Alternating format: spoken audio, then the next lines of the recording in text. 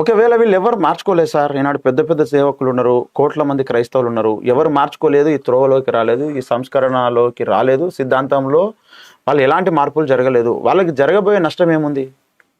ఇప్పుడు ఎవ్వరు రాకుండా అనేది ఉండదు బాబు. తక్కువ మంది అయినా తప్పకుండా వస్తున్నారు, కళ్ళ ముందు కనపడుతుంది. అంటే రానోళ్ళకు ఉండే నష్టం ఏముంది? రానోళ్ళకు ఉండే నష్టం ఏముందో కూడా ఎన్నో సార్లు నేను చెప్పాను. 2వ తెస్సలోనిక పత్రిక 2వ అధ్యాయము 11వ వచనం. ఇందుచేత సత్యమును నమ్మక దుర్నీతి యందు అభిలాష గలవారందరూ శిక్షావిధి పొందుటకై అబద్ధమును నమ్మునట్లు మోసము చేయు శక్తిని దేవుడు వారికి పంపుచున్నాడు. అది సత్యమును నమ్మక దుర్నీతి యందు అభిలాష గల వాళ్ళందరి మీదికి దేవుడే ఒక శిక్ష పంపిస్తున్నాడు. అదేంటంటే మోసము చేసే శక్తిని పాస్టర్లకు పంపిస్తాడు. అందరికి, క్రైస్తవులకు. ఇది ఈ పత్రిక రాసింది అన్యులకు కాదు కదా, క్రైస్తవులకే రాశాడు. అన్యులు ఆల్రెడీ అబద్ధమే నమ్ముతున్నారు కదా. అవును. కనుక ఈ సత్యాన్ని నమ్మాం అనుకుంటున్న వాళ్ళు కూడా అబద్ధాన్ని నమ్మడానికి దేవుడు ఒక మోసం చేసే శక్తిని పరలోకం నుండి పంపిస్తాడు. ఓకే. ఎప్పుడు పంపిస్తాడు? ఎప్పుడు పంపిస్తాడంటే వీడు వచ్చిన అబద్ధమునకు జనకుడైన వాడు వాని కొడుకు వచ్చి భూమిని పరిపాలిస్తున్నప్పుడు యేసు ప్రభువు నేనే సత్యము అన్నాడు కదా. గనక వాడు ఆపోజిట్, వాడే అబద్ధం. ఓకే. అంతవరకు వీళ్ళు బ్రతకకపోతే వీడు బతకకపోతే పరదేశంలో కూడా వాడికి వీడు నమ్మలేదు అని ఆ కోటా కింద, అవిధేయుల కోటా కింద ఉంటాడు. నిత్యత్వంలో భయంకరమైన నష్టం అనుభవిస్తాడు. ఏ బహుమానం ఉండదు పరలోకంలో. ఇప్పుడు వీడు నమ్మలేదు, అయితే అనేక మంది నమ్మకుండా చేసిన దుర్మార్గుడు కదా. మరి వాడి కిరీటం ఉండదు, సింహాసనం ఉండదు, ఏముండదు. అంటే పరలోకములోనే నష్టపోతూ దుఃఖపడుతూ ఉండే 100% ఉంటుంది. ఈ మాట కూడా ఎవరు చెప్పలేదు సార్? ఎవరు చెప్పలేదు. ఇది కూడా నేనే చెప్పాను. అవును. పరలోకంలో ఒకసారి వెళ్ళిన తర్వాత అందరూ అల్లెలు అని మంచిగా గొర్రెపిల్ల పెళ్లి విందు, మైసూరు పాకులు, జిలేబీలు తింటామని వీళ్ళు బోధ చేశారు. పరలోకానికి వెళ్ళిన తర్వాత కూడా సిగ్గుపడుట మరియు నష్టపోవుట, ఈ రెండు ఉంటేనే ఖచ్చితంగా కుండ బద్దలు కొట్టి చెప్పింది నేను. మరి మొట్టమొదట మరి పౌలు భక్తుడు చెప్పిన మాట చూడండి, 2వ తిమోతి 2వ అధ్యాయము 15వ వచనం.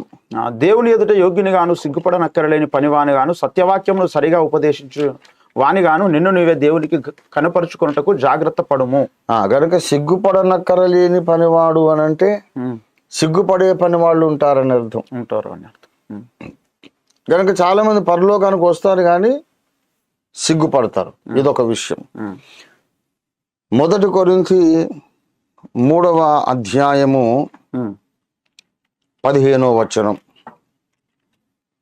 వాని పని కాల్చివేయబడిన ఎడల వానికి నష్టము కలుగును, అతడు తన మట్టుకు రక్షింపబడును గాని అగ్నిలో నుండి తప్పించుకున్నట్టు రక్షింపబడును. కనుక వీడు నష్టపోతాడు.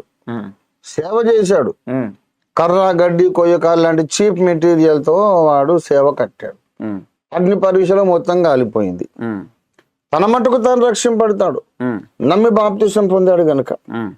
దేవుడు అన్యాయస్తుడు కాదు. నా రక్తమును ఆశ్రయించావు కనుక ఉండు బిడ్డ, పరలోకంలో ఉండు.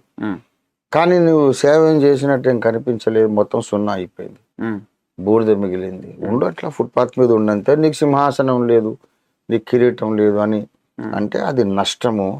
ఈ నష్టము, సిగ్గు, ఈ రెండింటిని గురించి పౌలు అంటాడు, ఇది నిత్యమైన తీర్పు. ఓకే.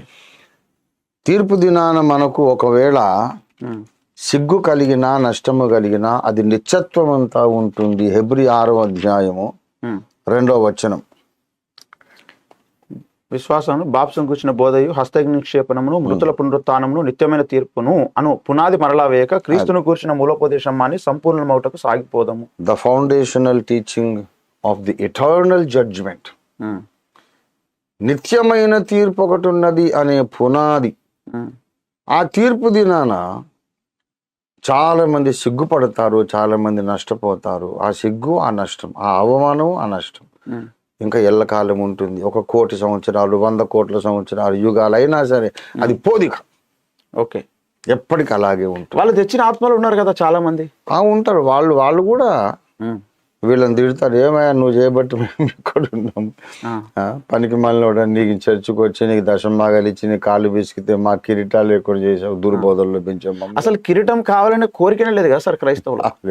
జిలేబీలు మైసూరు పాకులు కావాలి, ఇక్కడ కావాలి అక్కడ.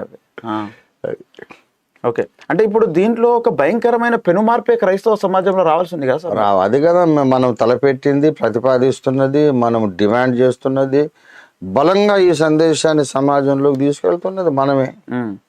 అప్పుడు ఇక్కడ ఉన్న బోధకులందరికీ ఇప్పుడు మీరే పెద్ద పాస్టర్ అవుతారు కదా సార్. అట్లయితే ఏమో అక్కర్లేదు. ఇంకోటి కూడా చెప్పాను, నేను మహాప్రవక్తను నేనని ఎప్పుడు చెప్పుకోలేదు. ఈ పనికి మళ్ళీ కుక్కలు మర్చిపోయి ఉంటాయి కానీ ఎన్నిసార్లు చెప్పాను, నన్ను ఏలియా ఏలియా ఏలియా అని అనకండి. నేను అంచకాలపు ఏలియాను కాదు. ఈ ప్రసంగం కూడా ఉంది. యూజ్లెస్ బగ్గర్స్ వాళ్ళకు ఏమన్నా మనసాక్షి ఉంటే గుర్తు చేసుకోవాలా. నేను ఏలియాలను తయారు చేసే ఒక సేవకుణ్ణి. నేను చెప్పేది నేను ఏలియానని గుర్తుపట్టండి అని కాదురా. మీరందరూ ఏలియాలు కండి. వందల మంది, వేల మంది, లక్షల మంది ప్రపంచ క్రైస్తవులందరూ ఏలియాలై అందరూ సింహగర్జన చేయండి. మీరు ఎన్నాళ్ల వరకు రెండు తలంపుల మధ్య తడబడుచుందురని ఏలియాలాగా సింహగర్జన ప్రతి ఒక్కరూ చెయ్యండి. మీరందరూ ఏలియాలు కండి. కొన్ని లక్షల మంది ఏలియాలు, నా కొడుకులు కూతుళ్ళు, నా ఆత్మీయ బిడ్డలు లక్షల మంది ఏలియాలు అయితే చూసి సంతోషిస్తాను. పరలోకానికి వెళ్ళినాక నాకు ఏం బహుమానం కూడా వద్దు, యేసయ్య పాదాల దగ్గర ఉంటే చాలు. ఎన్నిసార్లు చెప్పాను. చాలా సార్. సరే, ఇప్పుడు క్రైస్తవులందరూ బోధకులందరూ ఏలియాలు కావాలి అంటే ఏం చేయాలి వాళ్ళు? ఈ స్పష్టతను కోరుకోవాలి. ఏ సిద్ధాంతాన్ని గురించి కూడా 2-3 అభిప్రాయాలకు అలౌ చేయకూడదు. ఖచ్చితమైన ఒక స్పష్టత ఉండాలి. ఏది సత్యమో అది మనము స్పష్టీకరించుకొని స్పష్టంగా మనకు మనం వివరించుకొని ఒక క్లారిటీ మైండ్లో కలిగి ఉండి మన ఉపదేశాలు సిద్ధాంతాలు స్పష్టంగా మనం బోధించి ప్రతి విశ్వాసిని స్పష్టమైన అవగాహనలోకి నడిపించాలి. అప్పుడే అది సత్యానికి స్తంభం. లేకపోతే ఇప్పుడు సంఘాలన్నీ కన్ఫ్యూజన్కు స్తంభం. అవును, ఇప్పుడు కన్ఫ్యూజన్ అనేది ఉంటే అది సైతానికి హెల్ప్ అవుతుంది. అసలు దేవుడు అల్లరికి కర్త కాడంటే God is not the author of confusion అని ఉంది. ఓకే, దేవుడు తికమకకు కర్త కాడు అంటే తికమకకు మరి దేవుడు కర్త కాకపోతే ఎవడు కర్త? సైతాను. ఓకే, అంటే తికమకను పూర్తిగా తొలగించడానికే దేవుడు మిమ్మల్ని పిలుచుకున్నాడు. నాకు మొదటి నుంచి గుండెల్లో అదే మంట పెట్టాడు. ఏదన్నా ఒకటి 2 ఏందంటే 4 అని చెప్పాలి అంతే తప్ప నాకు 4 అనిపిస్తుంది. కానీ ఏమో మరి ఇంకా పెద్దవారు చెప్తే 6 కావచ్చు 9 కావచ్చు అనే ఫాల్తు మాటలు మాట్లాడొద్దు. పులిపిట్ నుండి అట్లాంటి ఫాల్తు మాటలు మాట్లాడొద్దు. ఇదే యెహోవా వాక్కు అన్నారు ప్రవక్తలు. నేను ఏ బోధ చేసినా అదే చెప్పి, ఇదే యెహోవా వాక్కు, ఇంకొకటి ఏది కాదు. This is right and everything else is from the devil అంత ఖండితంగా చెప్పారు. ఇది నిజమో కాదో ఈ దినాలు గడుస్తున్న కొద్దీ మధ్యప్రాచ్యంలో యుద్ధాలు, గోగు మాగోగు యుద్ధం రావడం, ప్రపంచ ఏక ప్రభుత్వం రావడం వస్తా ఉన్న కొద్దీ ఇంకా క్లారిటీ వచ్చేస్తుంది అందరికి. అంటే ఈ మంట దేవుంది. ఓకే, అయితే ఇప్పుడు చెవి కలిగిన వాడు వినుడు గాక అన్నాడు సార్. పలుమార్లు అనేక సార్లు మాట్లాడతాడు. పాత నిబంధనలోను కొత్త నిబంధనలోను మాట్లాడతాడు. అంటే ఇంత స్పష్టంగా మాట్లాడుతున్నా సరే వినేవాళ్ళు లేరనే ఎంతో మంది ఉన్నారు నాయన. అంటే వినని వారు ఎక్కువ మంది ఉన్నారు. వినోళ్ళు ఎక్కువ ఉండే ఎప్పుడైనా అంతే కదా. ఇప్పుడు ఫర్ ఎగ్జాంపుల్ నేను చెప్తాను. నిన్న ఒక సహోదరుడు వచ్చినారు, మంచి దైవజనుడు, దక్షిణ కోస్తాంధ్ర అభిషిక్త సేవకుల మీటింగ్ దయాసాగర్ గారు విజయవాడలో వించిపేటలో ఏర్పాటు చేశారు. ఆ సంఘం జ్యేష్ఠుల సంఘం అని పేరు. ఓకే, జ్యేష్ఠుల సంఘం. ఆ దైవజనుడు అభిషిక్తుడు, చాలా సంఘాలు కట్టారు, సత్యాసక్తి కలిగిన వారు. ఆయన పిల్లలు, ఆయన కుమారుడు కూడా సేవ కొరకు ప్రతిష్ఠించబడ్డప్పుడు ఈ పుస్తకాలు ఇంత అద్భుతంగా ఉన్నాయి, నేను సేవ కొరకు అభిషేకం ఓఫిరయ్య గారి ద్వారానే పొందుకుంటానంటే నన్ను పిలిచాడు. కొన్నిసార్లు వాళ్ళ పిల్లలు యవనస్తులు కుక్కట్పల్లి నిజాంపేట దాకా వచ్చారు. వాళ్ళు మీటింగ్ పెడితే నేను జ్యేష్ఠుల సంఘం అక్కడికి వెళ్ళాను. వెళ్ళి వాక్యం చెప్పాను. పేరు మాత్రం అట్లే ఉంది. వాళ్ళ బోధ మాత్రం ఇప్పుడు ఓఫిర్ మినిస్ట్రీస్ బోధ. బోర్డు సేమ్ జ్యేష్ఠుల సంఘం ఉంది.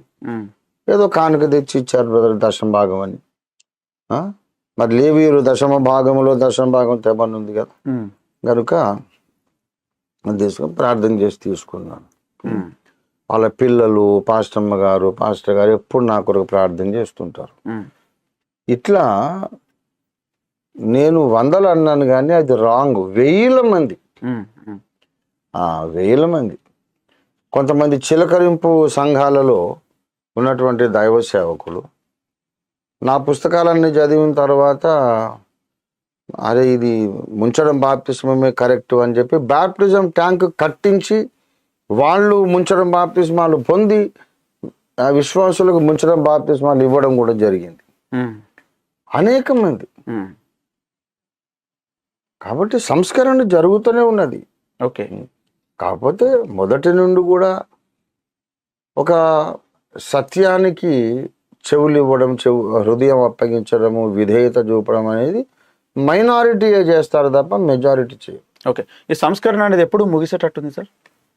ఇంకా ఇప్పుడు వేగం అందుకుంది. మధ్యప్రాచ్యములో ఉన్నటువంటి సంఘటనలు అదొక లైన్, దానికి ప్యారలల్ గా సమాంతరంగా ఈ సంఘములో సంస్కరణ. ఓకే. సంఘములో ఉన్నటువంటి ఆలోచన పరులు దేవుని గడియారం అన్నమాట మధ్యప్రాచ్యం, గాడ్స్ క్లాక్. నా పుస్తకాలు చదివిన వాళ్ళు ఈయనేంటి ఇంత ధైర్యంగా ఇంత ఖచ్చితంగా మాట్లాడతాడు, అన్కాంప్రమైజింగ్ గా మాట్లాడతాడు,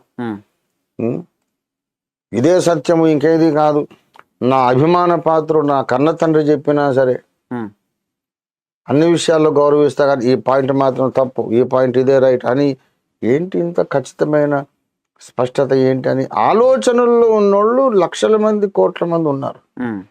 వాళ్ళందరూ దేవుని గడియారం అటు చూస్తున్నారు ప్యారలల్ గా. అక్కడ ఇంకా స్పష్టత వస్తున్న కొద్దీ వీళ్ళందరూ ఒక్కమ్మడిగా కోట్ల మంది ఓఫిర్ మినిస్ట్రీస్ బోధలోనికి, సంస్కరణ బోధలోనికి వస్తారు. ఓకే. ఇదే త్రోవ, దీంట్లో నడవండి అని చెప్పిన దాంట్లో అందరూ వచ్చేస్తారు. అప్పుడు ఎందుకంటే పరిశుద్ధాత్మ కుమ్మరింపు కూడా జరుగుతుంది కదా.